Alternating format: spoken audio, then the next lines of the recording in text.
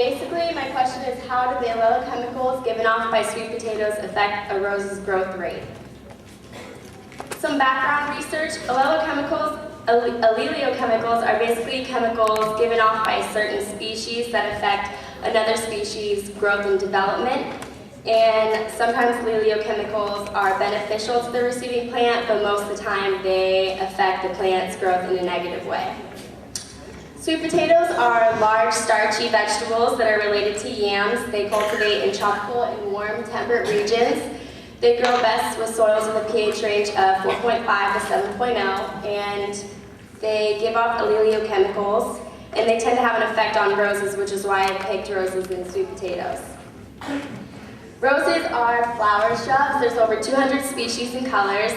The leaves grow about 5 to 15 centimeters long, and they grow best in soils with a pH range of 6.5 to 6.7, and they show considerable allelopathic activity.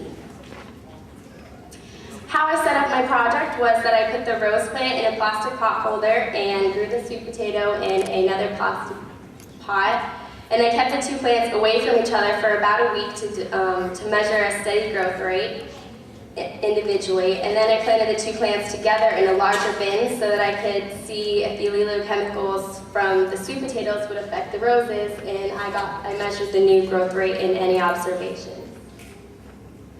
This is my data. As you can see, both plants were growing rather steady. I have it set up the sweet potatoes on top and the roses so you can compare them.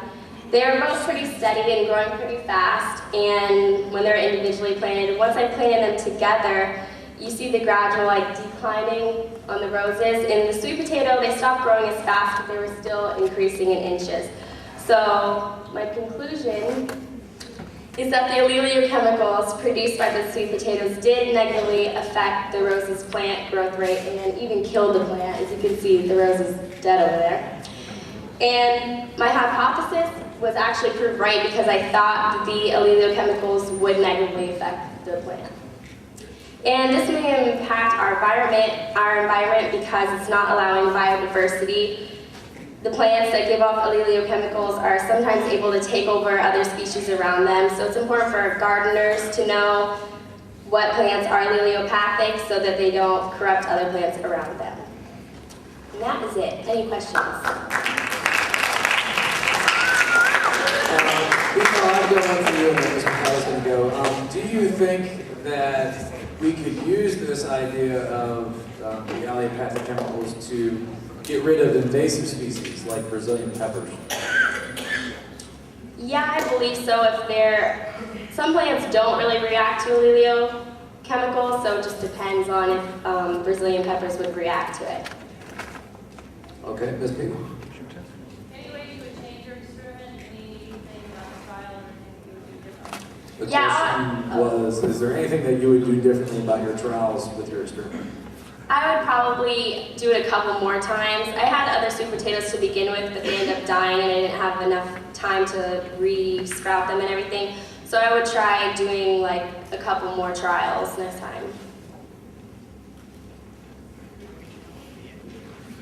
Where did you find out about, or where did you get this idea that plants use these chemicals and have an effect on other plants? Where did you find out about this? I was looking online on just different ideas, basically, and I came across it and I thought it was interesting, so I just decided, I looked up what plants were allelopathic, and I found sweet potatoes, so I just decided to start a project there. Okay, we've got one more question, then we're going to have to move on.